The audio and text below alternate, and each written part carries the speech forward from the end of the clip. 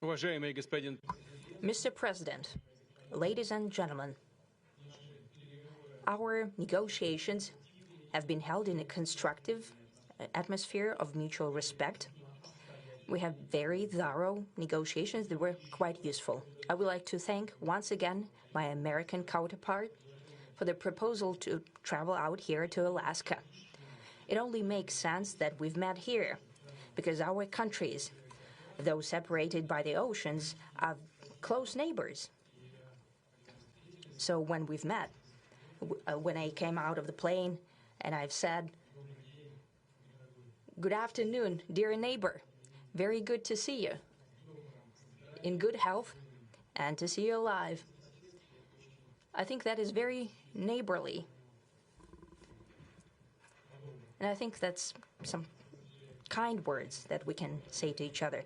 We're separated by the Strait of Bering, though there are 2 islands only between the Russian island and the U.S. island. They're only 4 kilometers apart. We're close neighbors, and it's a fact. It's also important that Alaska has to do with our common heritage, common history between Russia and the U.S., and many positive events have to do with that territory. Still, there is tremendous cultural heritage back from the Russian America. For example, Orthodox churches and a lot of more than 700 geographical names of Russian origin. During the Second World War, it was here in Alaska that was the origin of the legendary air bridge for the supply of military aircraft and other equipment under the Lend-Lease program. It was a dangerous and treacherous route over the vast emptiness of ice. However, the pilots of both countries did everything to bring closer the victory. They risked their lives and they gave it all for the common victory. I was just in the city of Magadan in Russia, and there is a memorial there dedicated to the Russian and the U.S. pilots. And there are 2 flags, the U.S. flag and the Russian flag. And I know that here as well there is such a memorial. There is a military burial place several kilometers away from here. The Soviet pilots that buried there who died during that dangerous mission. We're thankful to the citizens and the government of the U.S. for carefully taking care of their memory. I think that's very worthy and noble.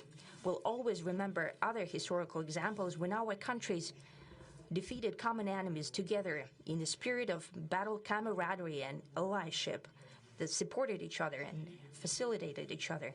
I'm sure that this heritage will help us rebuild and foster mutually beneficial and equal ties at this new stage, even during the hardest conditions. It is known that there have been no summits between Russia and the U.S. for 4 years, and that's a long time. This time was very hard for bilateral relations, and let's be frank, they have fallen to the lowest point since the Cold War. I think that's not benefiting our countries and the world as a whole. It is apparent that sooner or later we had to amend the situation to move on from the confrontation to dialogue. And in this case, a personal meeting between the heads of state has been long overdue, naturally under the condition of serious and painstaking work, and this work has been done in general. Me and President Trump have very good direct contact. We've spoken multiple times. We spoke frankly on the phone. And Special Envoy of the President, Mr. Witkoff, traveled out to Russia several times. Our advisors and heads of foreign ministries kept in touch all the time. And you know fully well that one of the central issues was the situation around Ukraine. We see the strive of the administration and President Trump personally to help facilitate the resolution of the Ukrainian conflict. And his strive to get to the crux of the matter, to understand this history, is precious. As I've said, the situation in Ukraine has to do with fundamental threats to our security. Moreover, we've always considered the Ukrainian nation, and I've said it multiple times, a brotherly nation, however strange it may sound in these conditions. We have the same roots, and everything that's happening is a tragedy for us and terrible wound. Therefore, the country is sincerely interested in putting an end to it. At the same time, we're convinced that in order to make the settlement lasting and long-term, we need to eliminate all the primary roots the primary causes of that conflict, and we've said it multiple times, to consider all legitimate concerns of Russia and to reinstate a just balance of security in Europe and in the world on the whole. And I agree with President Trump, as he has said today, that naturally the security of Ukraine should be ensured as well. Naturally, we are prepared to work on that. I would like to hope that the agreement that we've reached together will help us bring closer that goal and will pave the path towards peace in Ukraine. We expect that Kiev and European capitals will perceive that constructively and that they won't throw a wrench in the works. They will not make any attempts to use some backroom dealings to conduct provocations to torpedo the nascent progress. Incidentally, when the new administration came to power, bilateral trade started to grow. It's still very symbolic. Still, we have a growth of 20%. As I've said, we have a lot of dimensions for joint work. It is clear that the U.S. and Russian investment and business cooperation has tremendous potential. Russia and the U.S. can offer each other so much in trade, digital, high-tech, and in space exploration. We see that Arctic cooperation is also very possible, and our international context, for example, between the Far East of Russia and the West Coast of the U.S. Overall, it's very important for our countries to turn the page, to go back to cooperation. It is symbolic that not far away from here, the border between Russia and the U.S., there was a so-called international date line. I think you can step over, literally, from yesterday into tomorrow. And I hope that we'll succeed in that, in political sphere. I would like to thank President Trump for our joint work, for the well-wishing and trustworthy tone of our conversation. It's important that both sides are result-oriented, and we see that the President of the U.S. has a very clear idea of what he would like to achieve. He sincerely cares about prosperity of his nation. Still, he understands that Russia has its own national interests. I expect that today's agreements will be the starting point, not only for the solution of the Ukrainian issue, but also will help us bring back business-like and pragmatic relations between Russia and the U.S. And in the end, I would like to add one more thing.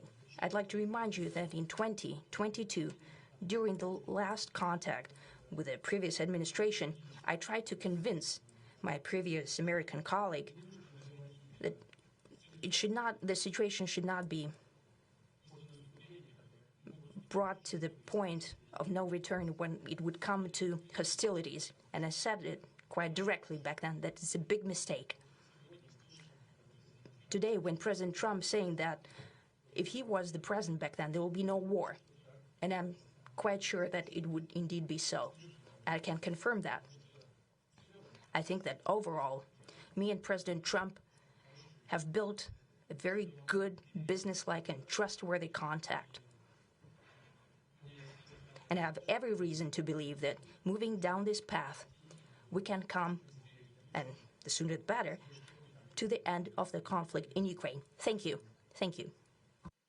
Well, thank you very much, Mr. President. That was very profound. And I will say that I believe we had a very productive meeting. There were many, many points that we agreed on, most of them, I would say, a couple of big ones that we haven't quite gotten there, but we've made some headway.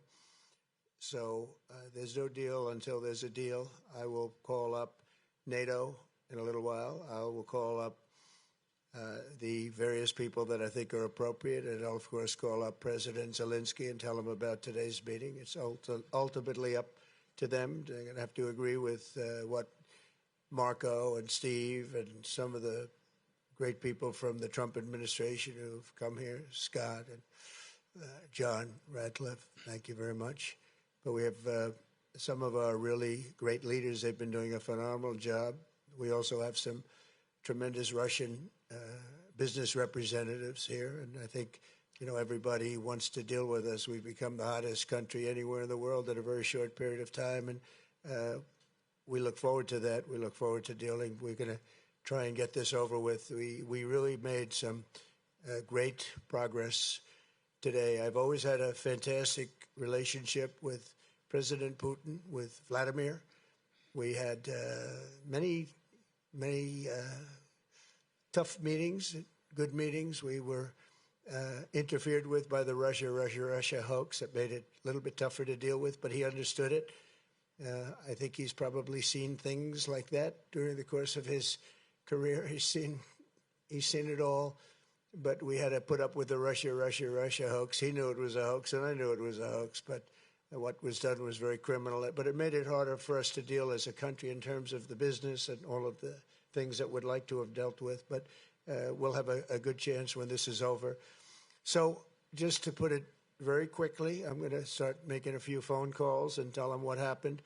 But we had an extremely productive meeting, and many points were agreed to. There are just a very few that are left. Some are not that significant. One is probably the most significant, but we have a very good chance of getting there. We didn't get there, but we have a very good chance of getting there. I would like to thank President Putin and his entire team, who I know in many cases, other than that, whose faces I get to see all the time in the newspapers. You're almost as famous as the boss, but especially this one right over here. But we had some good meetings over the years, right? Good, productive meetings over the years, and we hope to have that in the future. But let's do the most productive one right now. We're going to stop really 5, 6, 7,000, thousands of people a week from being killed, and President Putin wants to see that as much as I do. So, again, Mr. President, I'd like to thank you very much, and we'll speak to you very soon and probably see you again very soon. Thank you very much, Vladimir. Next time in Moscow. Oh, that's an interesting one. I don't know. I'll get a little heat on that one, but I could see it possibly happening. Thank you very much, Vladimir. And thank you all. Thank you. Thank you. Thank you so much.